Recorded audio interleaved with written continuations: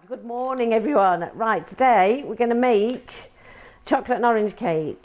Guys quite like this because it's quite sugary and sweet. We're going to use exactly the same Victoria sponge recipe. So that's full pack of butter, obviously. Because it's chocolate cake, sometimes the cocoa can really dry it out and it can be a bit like breadcrumby. It's not very nice. So what I do to keep the moisture in slightly, 9 ounces of butter. Normally it's 9 ounces of brown sugar. We're going to go for 7 instead, and the rest I'm going to make up with golden syrup. Top tip, if you're measuring out syrup, put your sugar in first, make a well in the middle. When you put your syrup in, it doesn't stick to the sides everywhere, so you're scraping. So it comes out with the sugar.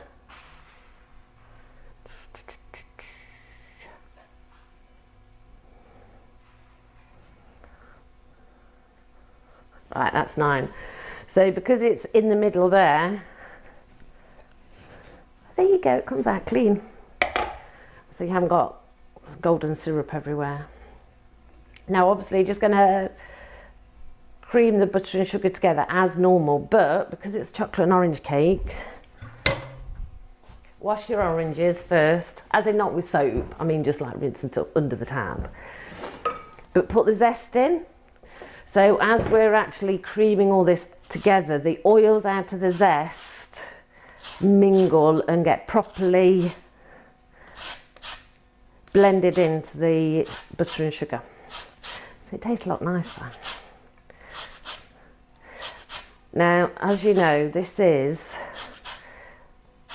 the recipe I use for all my cakes. So the Victoria sponge is your base, that's your basic mixture. And then to that I just add anything I like, whether it's lemons, coconut, raisins, I don't know if I was doing a cherry and almond, coffee and pecan. I do all sorts of different things, but this recipe is basically the same, and you just add whatever you like. So this is a zest of 2 oranges, because if you're going to have a chocolate and orange cake, make sure it tastes of chocolate and orange, funnily enough. Don't, when you taking the zest off, don't go too far, because if you go further than just the zest on the skin, which has got the oils in, if you go too far you get the pith, which is the white fleshy bit underneath, and that is just like nasty.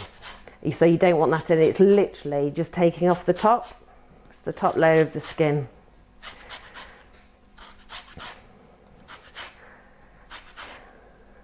Now then, save these oranges because obviously we're going to use the juice to go in the cake in a bit. Right, there you go. Tiny bit of vanilla paste. Don't forget, vanilla paste is stronger than essence. The vanilla paste has actually got the seeds in, and it is very expensive, but it's good. It's the proper stuff. So I don't know. A blob, what's that, half teaspoon, something like that. Once you get used to doing this recipe and start adding your own stuff, you kind of measure less and less. Salt, you've got to obviously, like I keep saying, put salt in. Well, I'll put it in everything, and that's just to lift the flavours. So when people have salted caramel or those different things, it basically enhances the flavour so you can taste more of it. Arm aches now. That's a bit rubbish, isn't it? Do it for 2.5 seconds, my arm aches. Right, next, flour, 12 ounces, but it's chocolate, so I'm going to do 10 ounces and 2 of cocoa. So,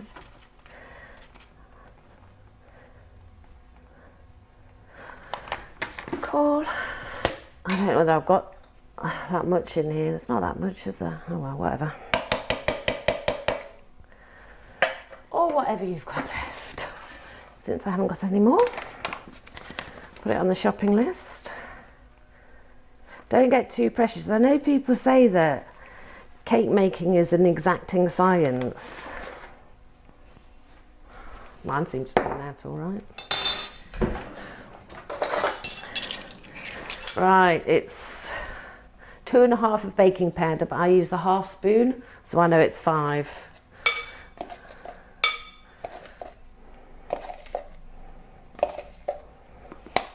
Cool. Now then, this is very nearly, it won't be that far off before we put it in. Oh, ovens. Don't forget ovens. I'm going to do 160, Circotherm, press go, press power boost. That'll be ready by the time I do this. Right, 4 eggs. I've already done it because Hope, my daughter who edits all these, said she gets bored of having to edit out me taking out all the umbilical cords of the eggs. So I've already done them so you don't have to watch. Oh, I'm so clumsy today.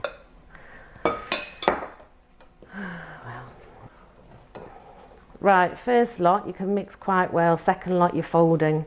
If you over mix your flour and beat it within an inch of its life, your cake's going to turn out like a drop scone or a rock cake. It'll be rubbish. This bit, don't mess with it too much. Right, other 2 eggs.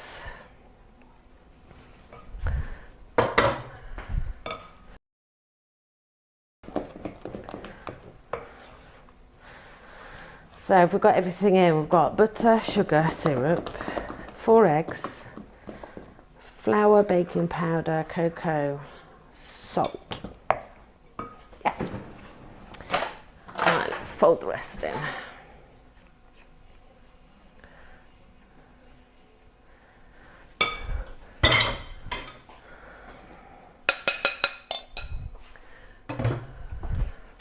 This point, you can add milk. Now obviously, if you've watched any of my videos before, I don't generally use a lot of milk. Doesn't really agree with me. So you could either add a bit of water just to loosen it, but because it's chocolate and orange cake, use the oranges.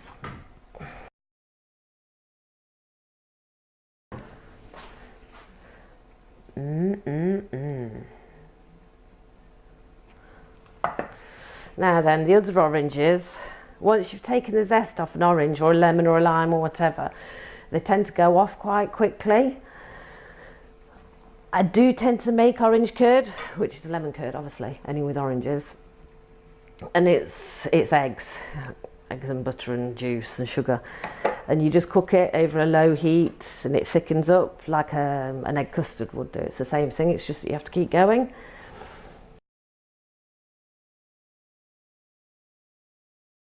Oh, the other thing you can do with this, you know how on a lemon drizzle cake, you can, when the sponge comes out, you can stab them, the cakes, with a cocktail stick, and then you can pour the juice on. Often with lemon juice, you'll put icing sugar with it, so it's not so at you.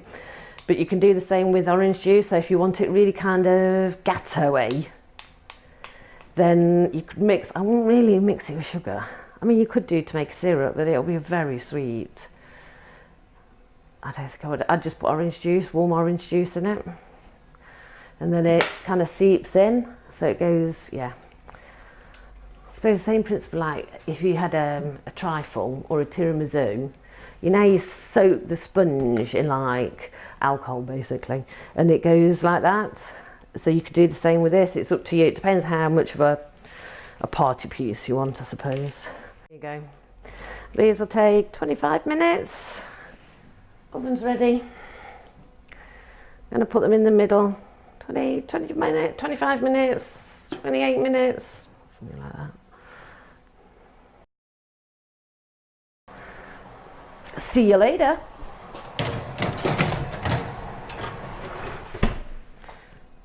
Set the clock. I'm going to do it for 25 minutes. and I will check it after then. Boom! Cake's done. That's come out, cooled it down. I did actually pour some orange juice on it. Put some on the bottom and a tiny bit on the top. I'm going to make the butter icing. So I've got, what did I put in here? 3 of softened butter. I've got 6 of icing sugar. And because I'm going to make a chocolate one, I've actually melted some chocolate. But I'm not going to put it, obviously I'm not putting all of that in. A bit too much, because I'm going to use that as the cake topping. I know people really like set measures, exact measures. I'm really sorry if I can't do it, because I can't. I just tend to throw stuff in. So I'm going to mix this together to make the butter icing. Yes, I am going to put a bit of salt in. Yes, I know.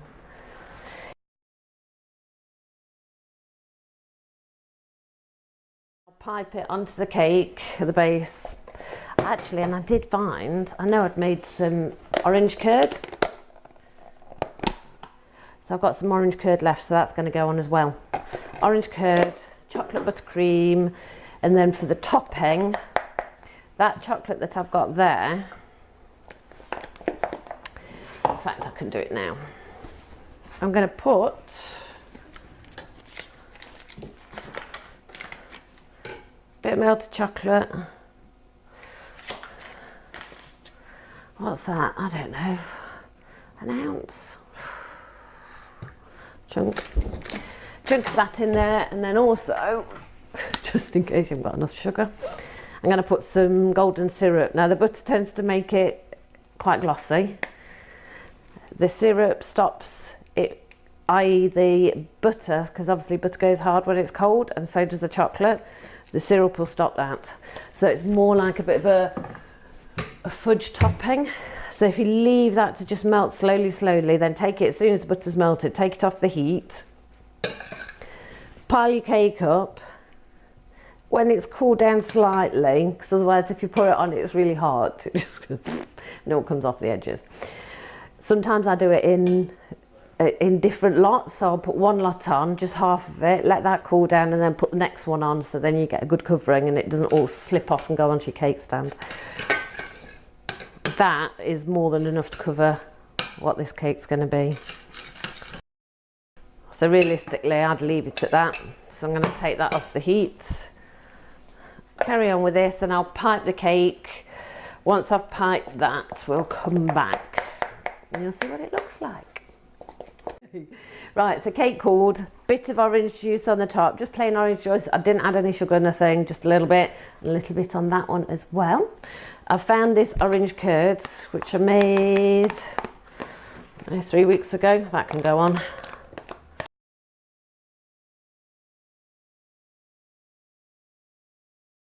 So like I say, I did 3 ounces of butter, 6 of icing sugar. I put a bit of that chocolate in, a tiny bit of orange juice. There you go, that just about fills it. That's all right, isn't it? Apart from the fact the middle bit here you don't actually have to be that good with, because of course the cake goes on the top and nobody sees it, and then everybody cuts it out. So,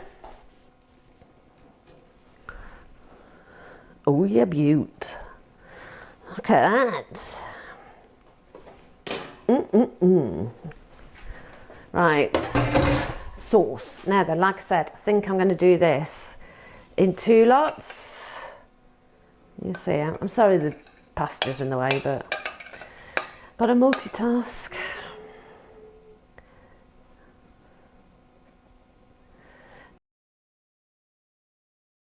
So you can see that's, the sauce is still quite warm, but oh, I need a cup of tea. That's what I need. Can you see how it's slightly setting? Because I'd cooled it down. Because you see you've got your ridges. So it won't slide off too much. At least some will be on the top. If it does, it doesn't matter anyway. Who cares? There you go. 1 chocolate and orange cake.